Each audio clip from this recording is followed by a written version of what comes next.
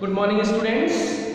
Today I will teach you the poem The Duck and the Kangaroo. Students, in this poem, the duck and the kangaroo, two friends, they set out on a long pleasure trip. The kangaroo is happy to carry the duck all the way, but he is also alert of her weight and cold feet. So, what will the duck do to make the kangaroo feel comfortable over land and sea? We have to find out in this poem. So, let's start the poem in details. Now, see the first stanza at page number 97. Said the duck to the kangaroo, "Good gracious, how you hop over the fields and the water too, as if you never would stop. My life is a boat in this nasty pond, and I long to go out in the world beyond. I wish I could hop like you," said the duck to the kangaroo. The duck said to the kangaroo that how you hop. Hop means move by jumping on one foot. How you hop over the fields and the water too means you have the ability to hop over the fields and the water too. And it seems when you hop, it seems that you would never stop yourself. And she compares her life with the life of kangaroo. She says that her life is a bore, means tiresome. Her life is tiresome in this dirty pond, and I long to go out in the world beyond. And she wishes to go out in this world. She also wants to wander, to take a trip, to take a pleasure trip of this world. So she wishes that she could hop like the kangaroo, and that's why she said all these things to the kangaroo. She says that when the kangaroo hops, it seems that he would never stop. He has the ability to hop over the fields and the water too, but her life, the duck's life, that is tiresome in the dirty pond, and she wishes to go out. She wishes to take the trip of this world. So she wishes that she could hop like the kangaroo. Now see the second stanza. "Please give me a ride on your back," said the duck to the kangaroo.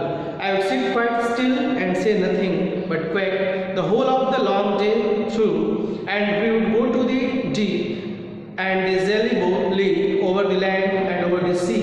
Please take me on a ride, oh do," said the duck to the kangaroo. In second stanza, the duck says to the kangaroo, she tells the kangaroo that she requested the kangaroo to give her a ride on his back. She requests the kangaroo to give her a ride on his back, and she would sit quite still. She would not speak a word. Only she would say quack, and after that she would not say anything, and she would sit on the tail of the kangaroo whole day, but she would not speak a word. And after that she says that both of them, they would go to the deep and the jelly bowl lead over the land and over the sea. She again requests to take her on a ride. She makes a very polite request that kangaroo should give a ride on his back. Okay? Now see the third stanza. Said the kangaroo to the duck, "This requires a little reflection. Perhaps on the whole it might bring me luck, and there seems but one objection, which is if you let me speak so bold, your feet are unpleasantly wet and cold, and will probably give me the rheumatism," said the kangaroo. The kangaroo said to the duck that whatever you are saying, this requires a little reflection. Reflection means thinking. This requires a little thinking. Perhaps on the whole, it might bring me luck. I will be lucky when you will sit on my tail. But there is one objection, and that objection is what? He says that the feet of the duck that is unpleasantly wet and cold, and because of his wet and cold feet, she would probably give him the rheumatism. Rheumatism is a name of disease.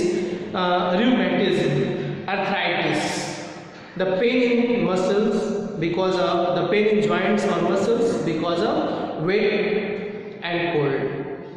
Okay. So he says that there is one objection, and the objection is that the wet and cold feet of the duck, and because of that wet and cold feet, should give him the arthritis, the disease. That's why he hesitates to give her right. Now see the next stanza. Said the duck, as I sat on the rocks, I have thought over that completely, and I bought 4 pairs of worsted socks which fit my weary feet neatly, and to keep out the cold I have bought a clock, and every day a cigar I'll smoke, all to follow my old dear true love of a kangaroo. The duck replies that when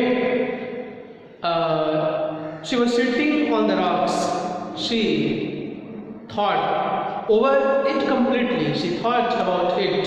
She thought about her wet and cold feet, and after thinking, she purchased 4 pairs of woolen socks, which will be fit to her thin feet.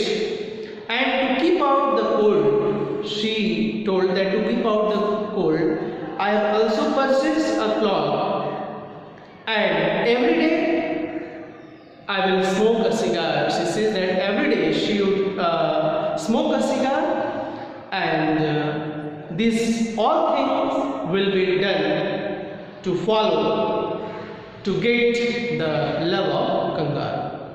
She replies that when she was sitting on the rock, she thought over it completely, and that's why she had purchased 4 pairs of woolen socks that would be fit to her thin feet, and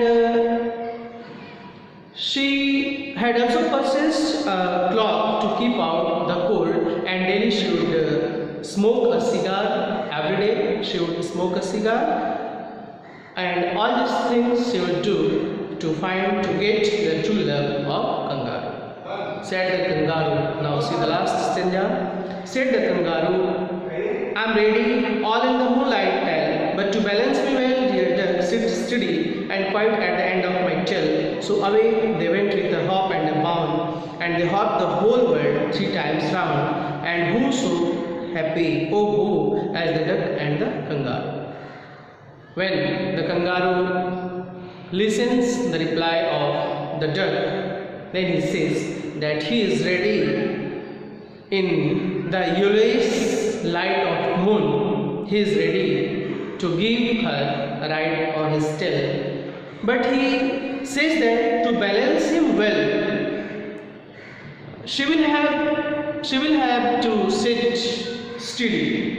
Means she would not move here and there. She would have to sit on the tail and quite at the end of my tail. She would have to sit at the end of the tail of kangaroo. She would not move here and there on the tail on his body. And in the yellowish light of the moon, he is ready to give her a ride. So away they went with a hop and a bound, and that's why both the friends they went with a hop and a leap, and they hopped the whole world 3 times. When both of them started their journey, they hopped, they wandered the whole world 3 times together, and at last the poet is saying And who so happy? Oh, who as the duck and the kangaroo. It is the question of the poet that at last who so happy? Who was so happy? Oh, who was so happy? The duck or the kangaroo. Okay, students, your poem is completed. Revise this poem at your home, and I will provide you the exercise of this poem also. So do it in your notebook. The next day we will start the new topic. Okay, that's all for today. Thank you and have a nice day ahead.